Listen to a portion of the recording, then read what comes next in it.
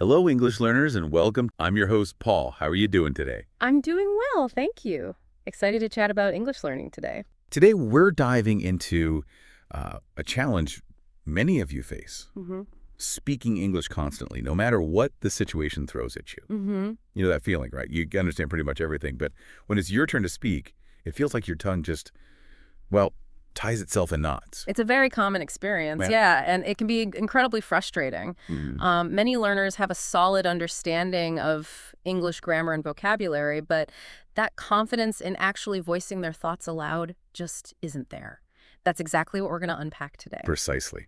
Our mission in this deep dive is to get to the heart of this issue and, extract the key insights and practical techniques that will help you, our listener, overcome those speaking anxieties and become the confident English speaker you're striving to be. We've looked at the underlying reasons why this lack of confidence develops, the essential mindset shifts that can really make a difference, and some very concrete, actionable techniques you can start using right away in all sorts of scenarios. Right. Whether you're at work presenting an idea, out in public asking for directions, or just chatting casually with friends. And we're going to make this a really engaging discussion, exploring these ideas together. We want to give you clear, easy to understand takeaways that you can start implementing, well, almost immediately. Yeah. So, are you ready to explore why speaking English confidently can feel so tough and what we can do about it? Absolutely. Let's start by looking at the core of the problem. What are some of the main reasons people struggle to speak English with confidence? Okay, let's explore this. From our research, a few key reasons consistently come up. The first one is the fear of making mistakes. It's like this huge mental hurdle. Oh, yeah. You're so worried about saying something incorrectly that you just clam up. It stops you from even trying. That hesitation is a really significant barrier. What's interesting from a learning perspective is that making mistakes isn't just a possibility, it's actually a fundamental part of how we learn anything, including language. Yeah. Our brains learn by identifying errors and adjusting patterns. So avoiding speaking to prevent mistakes ironically hinders the learning process itself. I mean, even native speakers occasionally stumble over their words or misspeak. That's a really helpful way to look at it, that mistakes aren't failures, but actually feedback for our brains. Another big one is the fear of judgment. This feels incredibly powerful. You could think, what if people laugh at my accent? Or what if they don't understand what I'm trying to say? It's like you're putting yourself out there and anticipating criticism. That fear of external evaluation can be incredibly paralyzing. However, if we consider how people generally interact, most individuals are actually quite empathetic and, well, appreciative of the effort someone is making to communicate in a language that isn't their first. Usually, yeah. It often signifies respect and a willingness to connect. While there might unfortunately be isolated instances of unkindness, the vast majority of people are understanding. And you know what else we hear a lot? Feeling like your vocabulary just isn't up to par. You get into a conversation and feel immediately stuck, like you've run out of the necessary words to express yourself. It's a valid concern, and it can definitely feel limiting. However, the crucial thing to understand is that you don't need an exceptionally large vocabulary to communicate effectively and confidently, especially, in everyday situations. Wait. Clear and simple communication using the words you do know is absolutely achievable and often more impactful than trying to use complex vocabulary incorrectly. That's reassuring. It's easy to fall into the trap of thinking you need to know every single word.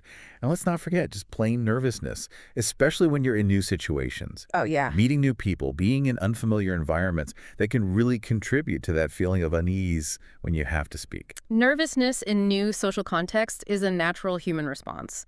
But what's fascinating is how repeated exposure and practice can significantly reduce this anxiety. Think of it like learning to ride a bike. The first few times are nerve-wracking, but with practice, it becomes second nature, and the nervousness fades. The more you put yourself in speaking situations, the more your confidence will naturally grow. Exactly. We even heard a story about someone who was really shy about speaking, but made a conscious effort to practice speaking English for a little bit every day, even if it was just ordering a coffee. Wow. Over time, their confidence really blossomed. It highlights how consistent effort can make a huge difference. It really does. And that leads us to a really crucial point, the power of mindset. Before we even delve into practical techniques, we need to address what's going on in our heads. Confidence in speaking really does start from within. Okay, so what's the key mindset shift we need to make? Because for many of us, this inner game can feel like the most challenging part to change. The core shift centers around letting go of the unrealistic pursuit of perfection.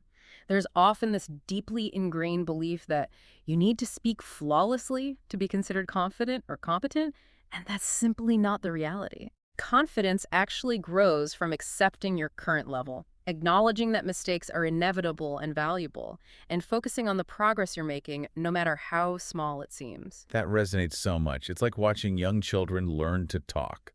They babble, they mispronounce words constantly, they make all sorts of grammatical errors, but they just keep going. Exactly. They're not worried about getting it perfect, they just want to communicate. Yeah. They approach language learning with a spirit of exploration and discovery, not as a performance to be rigorously judged. So the first key is to reframe how you view mistakes. Okay. Instead of seeing them as personal failures or evidence of your inadequacy, consciously choose to view them as invaluable learning opportunities. Each mistake is a clue pointing you towards greater accuracy in the future. Okay, I like that. Every stumble is a chance to learn something new, not a reason to give up. What else plays a big role in our mindset when it comes to speaking confidently? The impact of our internal dialogue or positive self-talk cannot be overstated. Many learners unfortunately fall into a pattern of negative internal criticism. My English is terrible, I'll never be fluent, everyone else is better than me. Oh, definitely. This kind of negative self-talk actively erodes your confidence. The necessary shift involves consciously identifying these negative thoughts and actively replacing them with positive and encouraging affirmations. Such as, what kind of things should we be intentionally saying to ourselves? Simple, direct, and realistic statements such as, I am improving my English every day, or I can communicate my ideas effectively even if I make some small errors, or even just, I am brave for putting myself out there and speaking. Right. These might feel a little unnatural or even untrue at first, but consistent repetition can gradually rewire your thinking patterns and significantly boost your self-belief over time. We even came across a really interesting practical technique related to the mirror exercise. Can you tell us a bit more about that? It's a surprisingly effective and simple technique, actually. Every morning, as part of your routine, stand in front of a mirror and consciously say one positive sentence about your English speaking ability. Okay. It could be something like, I am a capable English speaker, or I am making steady progress in English. It's a small act that reinforces those positive affirmations on a subconscious level and can help set a more confident tone for your day. I could see how that could be quite powerful. It's like starting your day with a little dose of self-assurance. Hmm. And what about the tendency to compare ourselves to other English speakers? That's something I think a lot of learners struggle with. Oh, that's a very common trap and can be incredibly detrimental to your confidence.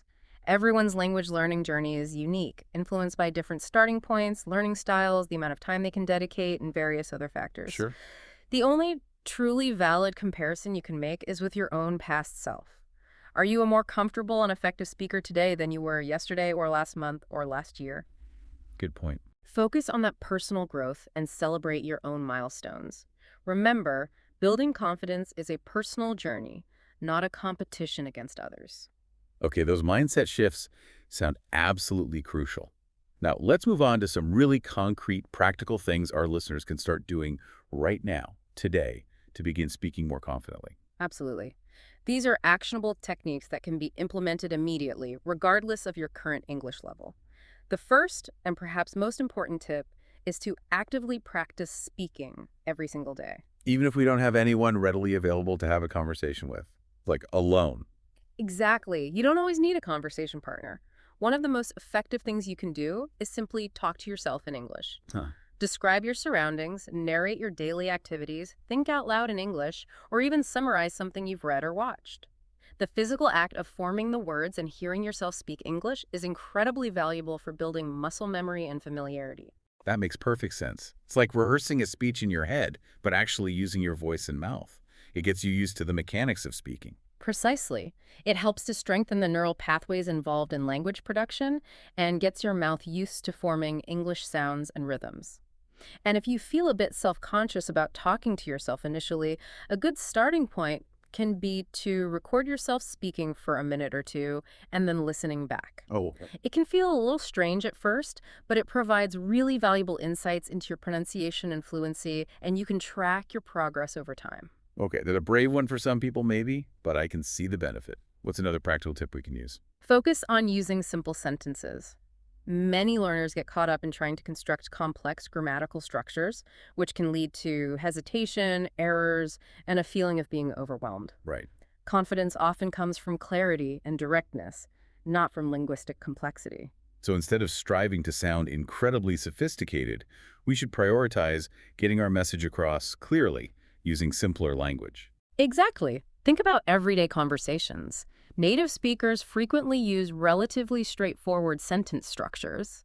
Instead of saying something like, I would be grateful if you could provide me with some clarification regarding the aforementioned issue. Yeah, that's a mouthful. A much more direct and confident approach would be, could you explain this again? It's clearer, more efficient, and reduces the chances of making errors that might dent your confidence. I love that. It takes the pressure off trying to be overly formal or advanced. What would be the next practical step? Prioritize fluency over absolute grammatical accuracy, especially in the initial stages of speaking.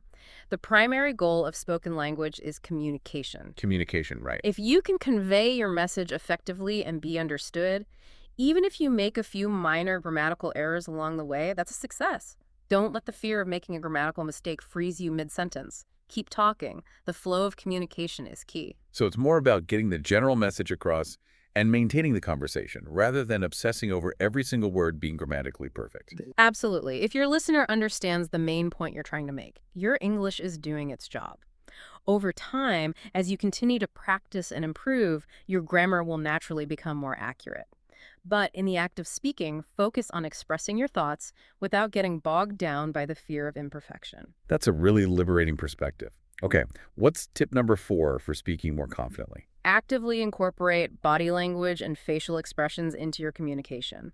Confidence isn't solely about the words you utter. It's also significantly influenced by how you present yourself non-verbally. So things like standing or sitting up straight, making appropriate eye contact, and even smiling can play a role. Absolutely. These nonverbal cues project an air of confidence, and what's really interesting is that they can also create a positive feedback loop internally. Ah, When you physically act in a confident manner, you often start to feel more confident on the inside. Use natural hand gestures to emphasize your points, and let your facial expressions reflect the meaning you're trying to convey. It makes your communication more engaging for the listener and helps you feel more self-assured. that makes total sense. It's like the saying, dress for the job you want. If you act confident, you're more likely to embody that feeling. And what's the final practical tip for speaking confidently? Consciously slow down your speaking pace and remember to breathe. When people feel nervous, there's a natural tendency to rush their words, which can lead to more errors, make it harder for listeners to follow, and project an image of anxiety rather than confidence. So taking a deliberate pause and a deep breath can actually make a difference. Absolutely. Taking a conscious breath before you start speaking, or even between sentences, can help to calm your nerves and give you a brief moment to mentally organize your thoughts. Speaking at a slightly slower, more deliberate pace not only makes you sound more confident and in control, but also gives your listener more time to process what you're saying, leading to better understanding overall. It's a win-win situation. Okay, so just to quickly summarize those 5 practical tips for our listeners, practice speaking daily, even if it's to yourself. Focus on using simple sentence structures, prioritize fluency and getting your message across over perfect grammar, actively use confident body language and facial expressions, and remember to slow down and breathe. Those all sound like really manageable and impactful steps we can start taking. They are indeed, and consistent application of these techniques can lead to a noticeable increase in speaking confidence. Now, let's think about how to maintain and apply this confidence in various real-life speaking situations. Yep. Because feeling more comfortable speaking when you're alone is one thing, but doing it effectively in front of others can sometimes feel like a completely different challenge. You're absolutely right. Our confidence levels can definitely fluctuate depending on who we're talking to and the context of the conversation. So let's break down some common scenarios. What about when we're talking to strangers or speaking in a public setting, like ordering food at a restaurant or asking for directions? In these types of interactions, the key is to keep your sentences very concise and direct. Revisit that principle of simplicity. Okay, simplicity again. Instead of getting caught up in trying to formulate the perfect polite phrasing, focus on conveying the essential information clearly and efficiently. Can you give us a specific example of how we could simplify our language in such a situation? Certainly. Instead of thinking, excuse me, I was wondering if you might be able to perhaps provide me with some directions to the nearest public restroom if it's not too much trouble. Chuckles. Yeah, definitely overdoing it. Right. A much more direct and easily understood approach would be simply, where is the bathroom? It's clear, it's to the point, and there's less opportunity for hesitation or miscommunication. That's so much less intimidating and feels much more manageable. And what if we're in a situation where we don't quite understand what someone has said to us? That can really make our confidence plummet. It's absolutely okay, and in fact, advisable to ask for clarification. Don't feel embarrassed or inadequate if you don't understand something. Right. It's perfectly acceptable to say phrases like, could you please say that again? Or could you speak a little slower? Most people are happy to accommodate a language learner, and it's far better to ensure you understand correctly than to pretend you do and potentially get the wrong information or feel lost in the conversation. That's a really important reminder. Now, what about speaking confidently in a group conversation? That can sometimes feel like a real pressure cooker with multiple people talking at once. Participating in group conversations can indeed be challenging because there's often a faster pace and more people involved. My primary advice here is to actively listen to what others are saying before feeling the need to jump in with your own thoughts. Listen first. Okay? You don't have to feel pressured to contribute constantly. So it's perfectly all right to just take a moment to process what's being said before we try to add our own input. Absolutely. Pay close attention to the flow of the conversation and the points that are being made. When you do feel ready to contribute, you can often start with a short, simple comment that shows you're engaged, such as, "That's an interesting point," or "I agree with what you're saying." Yeah. This allows you to participate without immediately needing to launch into a lengthy explanation. That definitely takes some of the pressure off feeling like we have to constantly be talking. Sure. What if we do want to elaborate a bit more on something in a group conversation? A very effective technique is to briefly refer back to something someone else has just said before offering your own perspective. For example, if someone in the group mentions, finding time to practice English every day can be difficult. Mm-hmm. You could respond with, yes, it can be difficult to find the time, but I've found that even just 15 minutes a day makes a difference. This shows you've been listening and provides a natural entry point for your own contribution. Oh, I like that. It's a way to smoothly integrate your thoughts into the existing conversation. Now, let's consider more formal situations, such as job interviews or speaking up in meetings. These can be particularly nerve-wracking for many people. These situations often carry higher stakes, so thorough preparation is absolutely key. If you have a job interview in English coming up, practice answering common interview questions out loud beforehand. Rehearse, yeah. If you need to present in a meeting, rehearse your key points and your opening and closing remarks. The more prepared you feel, the more confident you will naturally be. So it's all about anticipating what might come up and having some well-rehearsed responses or talking points ready. Precisely. And in these formal settings, it's especially important to consciously focus on speaking slowly and clearly. Slow and clear. Nervousness can often lead to rushing your words, which can make you sound less confident and harder to understand. Taking your time to articulate your thoughts clearly projects an image of competence and self-assurance. And what about the role of body language in these more formal environments? Your posture and eye contact are particularly crucial in formal settings. Even if you're feeling a bit anxious inside, consciously sitting or standing up straight conveys confidence and professionalism. Right. Making appropriate eye contact with the person you're speaking to shows engagement, sincerity, and self-assurance. These small physical cues can have a significant impact on how you are perceived and also on how you feel internally. Those are some really valuable and practical strategies for navigating different speaking situations. Now, let's focus specifically on that feeling of nervousness that can arise right before you have to speak. How can we effectively manage and overcome that immediate pre-speaking anxiety? The fear of negative judgment is often at its peak in those moments right before you speak. You might be worrying about potential mistakes or how others will react to your English. Yeah, the mind races. It's important to actively remind yourself that, as we discussed earlier, the majority of people are primarily focused on the message you're trying to convey, not on meticulously analyzing your grammar. Try to recall a time when someone who wasn't a native speaker spoke your language. Were you focused on minor errors, or were you simply appreciative of their effort to communicate with you? That's a really insightful analogy. It helps to shift our perspective. Also, try to consciously reframe those potential mistakes in your mind. Instead of viewing them as catastrophic failures, see them as simply a natural part of the learning process, and even as a sign that you are pushing your boundaries and growing. Okay. Every time you speak, even if you stumble a little, you are gaining valuable experience and becoming a more competent speaker. So it's about being kinder to ourselves in those moments and recognizing that imperfection is part of the journey. What other techniques can we use when that pre-speaking anxiety starts to creep in? Surrounding yourself with a supportive and encouraging environment can make a big difference. Practice speaking English with friends who are also learning, or join English-speaking groups where the atmosphere is relaxed and non-judgmental. Yeah, find your tribe. Positive interactions and encouragement from others can significantly reduce that feeling of anxiety before you speak. That makes perfect sense. It's like creating a safe space where you feel more comfortable taking risks and practicing without the fear of harsh criticism. And finally, make a conscious effort to stop being your own harshest critic. We often hold ourselves to impossibly high standards. We really do. Instead of immediately focusing on what you think you did wrong after speaking, try to acknowledge the fact that you put yourself out there and made an effort to communicate.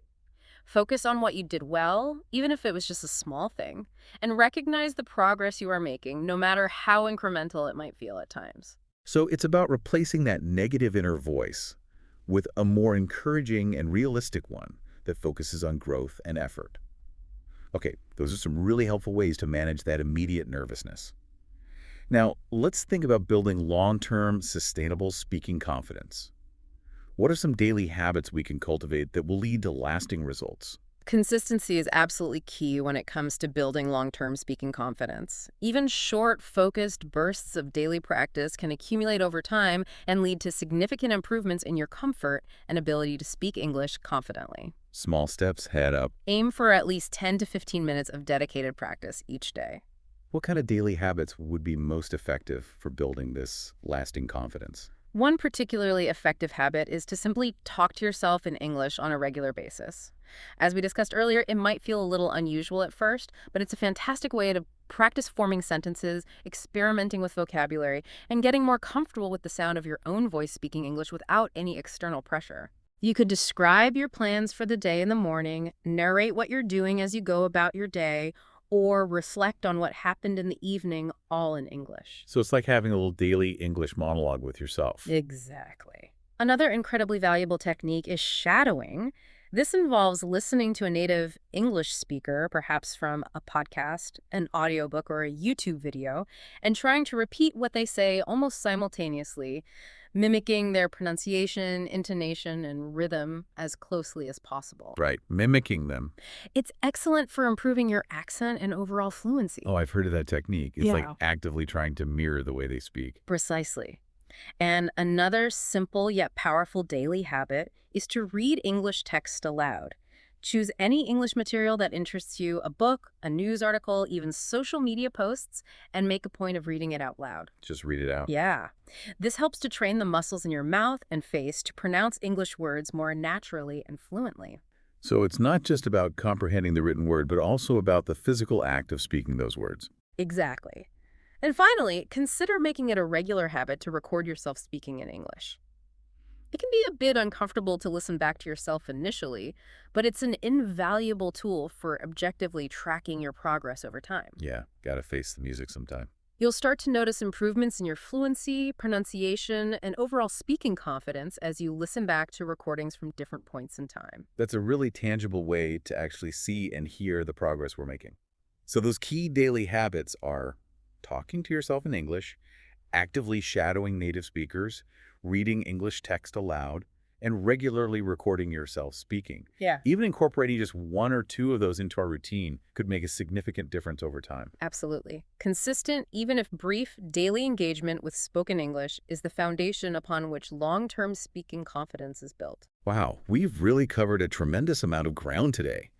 From understanding the underlying reasons for our speaking anxieties to practical techniques for navigating various situations, overcoming nervousness in the moment, and establishing those all-important daily habits for lasting confidence. We have indeed. And I think the most important takeaway is that building confidence in speaking English is not about suddenly achieving some unattainable level of perfection. It's really about embracing the ongoing process of learning, actively trying, reflecting on your experiences, and consistently striving for gradual improvement, no matter how small the steps may seem. Exactly. Every single person who speaks English fluently today started out as a complete beginner, right? Absolutely. The key differentiator between those who achieve their goals and those who remain hesitant often comes down to consistent practice and unwavering persistence. So our main call to action to you, our listener, is simple but powerful. Start speaking now. Don't wait until you feel absolutely ready or perfect because, well, that day may never come. Good advice. Choose just one practical tip or adopt one daily habit from our discussion today and make a conscious effort to put it into practice immediately, even if it's just in a small way. Even if it's just spending 1 minute speaking English to yourself today, do it. Take that first step. And we would genuinely love to hear about your biggest challenges when it comes to speaking English confidently. Please feel free to share them in the comments or send us a message. We're here to support you on your journey. Remember, with every single instance of speaking English, you are actively strengthening your abilities and building your confidence. Keep going, keep learning, and keep looking forward to the increasing ease and assurance you will feel when speaking English in any situation soon. That's the perfect encouragement to end on. Thanks so much for joining us for this deep dive into speaking English confidently. We look forward to exploring another fascinating topic with you next time.